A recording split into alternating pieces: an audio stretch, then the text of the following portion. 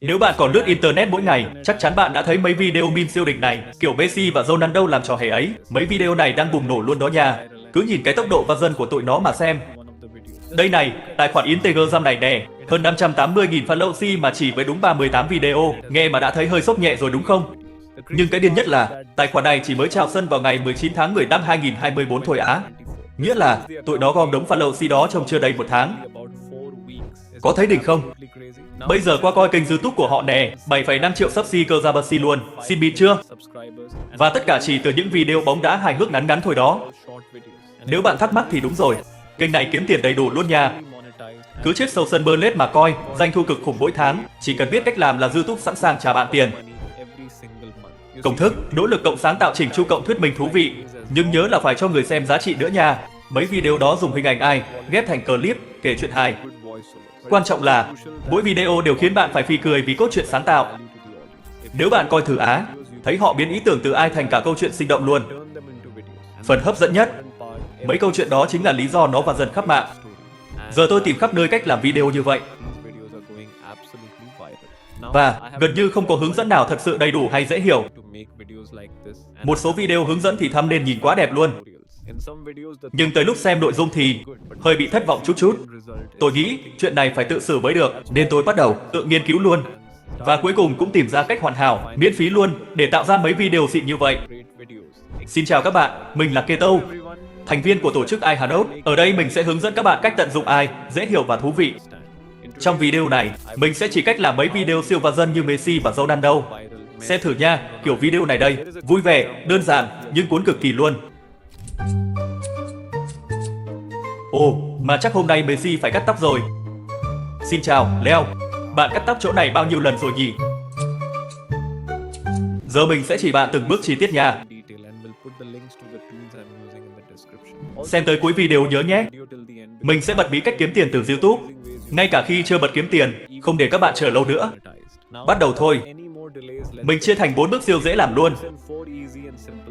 Bước 1, kể chuyện. Như mình nói lúc nãy, đây là phần quan trọng nhất để video của bạn bùng nổ. Nếu bạn có một câu chuyện vui, khả năng video và dần tăng lên gấp bội. Nhưng mà này, không cần phải nghĩ ra thứ gì đó kiểu Nolan đến Lê Vân đâu. Câu chuyện hài hước, đơn giản là đủ chơi rồi. Lấy cảm hứng từ mấy video khác, remix lại chút là ok. Kiểu như là thêm muối vào cho độc lạ hơn. Với video này, mình sẽ tái hiện một video và dần siêu hắt. Và đầu tiên, mình phác thảo hết các cảnh theo thứ tự. Đơn giản, nhanh gọn, mà vẫn giữ chất riêng, let AC go.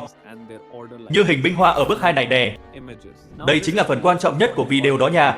Chỉ có câu chuyện hay thôi thì chưa đủ đâu. Phải ghép thêm mấy hình ảnh siêu chất nữa mới ăn điểm được. Không có hình ảnh đẹp thì coi như công sức đi tong.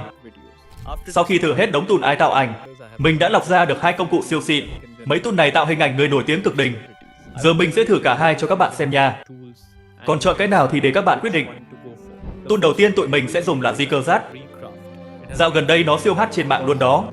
Người ta đánh giá là công cụ AI số 1 trong việc tạo hình ảnh siêu nét. Thậm chí còn vượt mặt cả Midjourney và Stable Diffusion. Mình dùng tool này một thời gian rồi. Thực sự nó siêu ấn tượng. Mình cũng làm hẳn một hướng dẫn chi tiết về cách dùng tool này. Bạn nào muốn thử thì cứ xem trong phần mô tả nha. Nhấn vào link, đăng ký bằng email, xong là được tặng ngay 50 cơ giấy đất miễn phí. Một hình tốn một cơ giấy đất. Vậy là bạn được làm 50 hình. Cơ giấy đất sẽ tự di phim mỗi ngày luôn nha. Quá hời đúng không? Khi vào rồi, bạn sẽ thấy giao diện kiểu như này. Có mấy hình demo nhìn đẹp mê ly luôn. Bạn chỉ cần nhấn tên cổng Anh để chọn hết, rồi nhấn delete là sạch sẽ gọn gàng. Tiếp theo, nhấn vào image để chọn kiểu ảnh. Như bạn thấy nè, tool này có nhiều titan nhìn siêu đã luôn. Đây, như các bạn thấy nè, tool này có cả đống titan xịn lắm. Mình sẽ chọn kiểu photogene cho nó thật luôn. Giờ thì đến phần C tất lời nhắc nè. Theo kịch bản của mình, cảnh đầu là Ronaldo cắt tóc cho Neymar. Đúng rồi, không đùa đâu nha, mình sẽ gõ câu lệnh cho cảnh này. Nếu bạn không chắc biết gì thì cứ hỏi GPT, nó sẽ giúp bạn tạo lời nhắc xịn sò luôn. Từ đó, bạn có lời nhắc chất lượng cao khỏi cần suy nghĩ. Tiếp theo, chọn tỷ lệ khung hình nha. Mình chọn 9 giờ 16 phút để hợp với điện thoại. Bạn cũng có thể chọn số lượng hình ảnh để tạo nữa. Mặc định là 2 nhưng muốn nhiều hơn thì phải nâng cấp nha. Mình chọn một hình thôi, đỡ tốn. Xong rồi, giờ chỉ cần bấm cơ giết, rồi chờ kết quả hiện ra nè. Đây, các bạn xem, ảnh siêu đẹp đúng không? Nhưng thú thực, khuôn mặt nhìn hơi sai sai á. Nó không đúng như mong đợi, hơi hụt hẫng chút. Zikazat thì giỏi tạo ảnh celeb, nhưng cứ đụng phải lời nhắc phức tạp là hơi chật vật. Thêm nữa là đối tượng trong ảnh chẳng bao giờ nhìn thẳng, lúc nào cũng quay trái, quay phải nhưng không nhìn camera. Giờ chuyển qua tool tiếp theo nha, Adigerzam. Tool này cũng được xếp hạng cao, xịn ngang di cờ dắt luôn. Và chất lượng ảnh cũng khỏi bàn. Chỉ cần nhấn link dưới mô tả, rồi đăng ký bằng email là chơi được liền. Tool này mạnh lắm, celeb nào cũng tạo ra ngon lành. Nhanh tay vào thử nha, chần chờ gì nữa. Kế tiếp, bạn sẽ nhận ngay 10 tín chỉ, ai mà không thích miễn phí cơ chứ, đúng không? Dùng nó để tạo 40 hình ảnh chất lượng siêu đỉnh, chơi lớn luôn. À mà tín chỉ này còn tự gia hạn mỗi ngày nha, quá tiện cho mấy ông hay quên mấy bà hay bỏ qua. Giờ tôi sẽ chỉ luôn cách tạo hình từ ý tưởng siêu nhanh. Nhớ set tỷ lệ khung hình 9 giờ 16 phút, đừng loay hay chỉnh chi nhiều, không cần chỉnh sửa gì thêm, nhấn tạo thôi. Đây, đầu ra xịn sò, 4 hình ảnh siêu nghệ, nhìn đi, hình nào cũng cắt như chính bạn vậy. So kẻ nhẹ giữa Adigerzam và Zico nè. Adigerzam thắng thế, hình vừa nét vừa chất, đặc biệt là gương mặt. Vậy nên tôi chọn Adigerzam trời tới bến, tất cả hình cần thiết, cứ giao Adigerzam lo hết.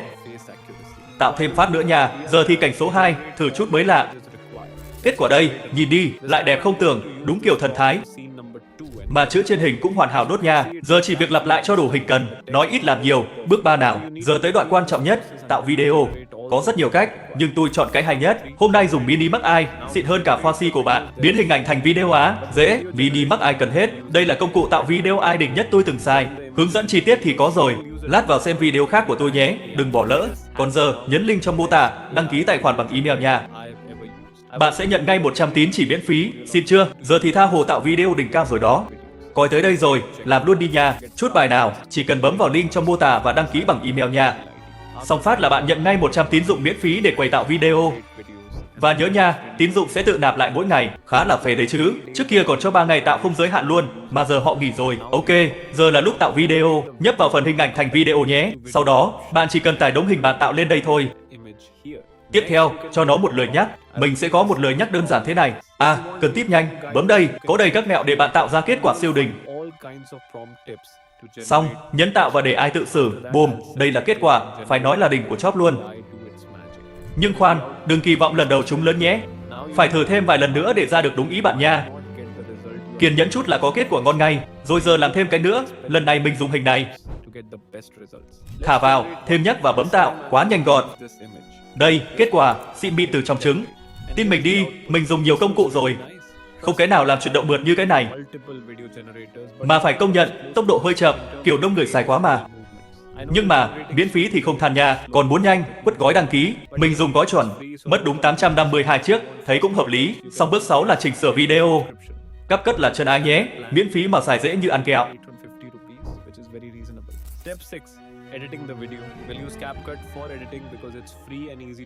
Nếu bạn ở Ấn Độ, bật ngay Pro Tan Video nha. Miễn phí suốt đời luôn á, tha hồ truy cập CapCut. Link mình để ngay dưới phần mô tả nha. Mở CapCut lên nào, kéo thả video vào đây nè. Xếp clip vào 85 sao cho hợp câu chuyện nha. Bước này siêu quan trọng, làm xong là xịn liền. Nhớ trình độ dài clip sao cho mượt mà nhé. Đầu tiên, mình thêm logo Ultimax tí đã. Ai mượn tạo video của bạn thì cũng phải để lại dấu ấn chứ. Chọn tab nhân nhân TCC nhân nhân, thêm chữ vô tam lăn nè, viết tên tài khoản bạn lên đây. Vừa có branding, vừa chất, chỉnh cỡ chữ, phông chữ sao cho đẹp, rồi đặt ngay vị trí hợp lý.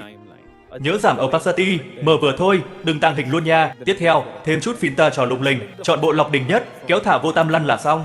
Điều chỉnh độ mạnh filter cho vừa ý nữa nhé. Để video vui hơn, mình sẽ chèn tiếng Ronaldo và Messi. Đây là bước không bắt buộc, nhưng thêm vô là tăng vắc hải lên 200%. Mình tải trước mấy đoạn âm thanh này rồi, để link tải dưới nha. Sử dụng thoải mái, không tính phí. Chèn thêm lời thuyết minh cho đúng si tan bạn nữa. Làm tới bước này thì video của bạn là xịn sò con bò rồi đó. Xong xuôi, export và share cho cả thế giới xem nha. Rồi, giờ mình thêm mấy đoạn giọng Ronaldo và Messi vui nhộn nha. Cái này không bắt buộc đâu, nhưng đảm bảo đỉnh của chóp về độ hài. Mình đã tải sẵn mấy đoạn âm thanh này, link tải ở phần mô tả luôn nhé.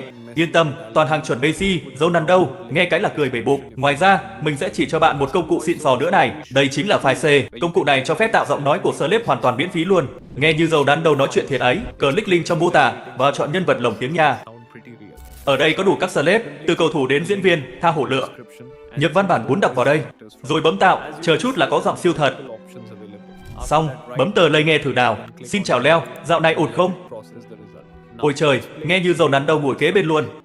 Đỉnh không nào? Xịn sò chưa? Dùng cách này tạo giọng đọc cho video thì xịn khỏi bàn. Quay lại CapCut, thêm các hiệu ứng âm thanh vào từng cảnh nhé. Nhớ, đồng bộ âm thanh với hình ảnh cho chuẩn, bước này cực kỳ quan trọng. Điều chỉnh âm lượng bằng cách bấm vào clip âm thanh, kéo thanh âm lượng cho vừa tai, chứ đừng để nổ loa nha. Cuối cùng, thêm nhạc nền. Mình hay dùng nhạc từ thư viện YouTube, có sẵn, miễn phí, kéo thả vào, trình độ dài là xong. Giờ thì nhấn nút xuất video để hoàn tất nào. Xem thành của cuối cùng, đảm bảo bạn sẽ thích mê. Wow, trông chuyên nghiệp dữ vậy trời. Thấy chưa, làm video xịn mà không cần tốn công nhiều. Thử đi, bạn sẽ bất ngờ với khả năng sáng tạo của mình đó. Hello Leo, how are you? Come and sit.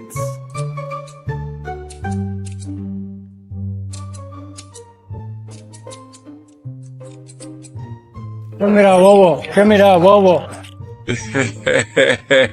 You are very naughty, Cristiano.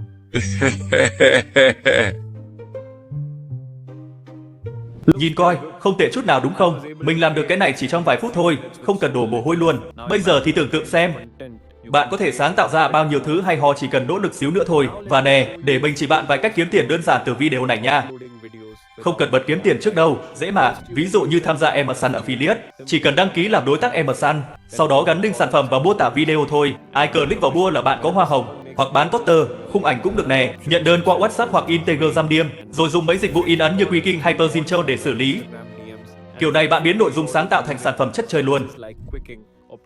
Quan trọng là phải nhớ một điều nha, một video không thay đổi tất cả đâu, nhưng sự kiên trì và đăng đều sẽ tạo ra kỳ tích. Nhớ nhé, Gensi, kiên nhẫn là chìa khóa. Nếu bạn làm được điều này, 100% bạn sẽ thành công luôn, tin mình đi. Còn nếu không, thì giấc mơ vẫn mãi là mơ thôi. Hãy tin vào bản thân và bắt đầu hành động ngay, tin mình đi. Rất nhiều người kiếm tiền khủng chỉ với mấy video ai giống thế này. Bạn cũng làm được, chỉ cần tin vào chính mình và bắt đầu từ bước nhỏ nhất.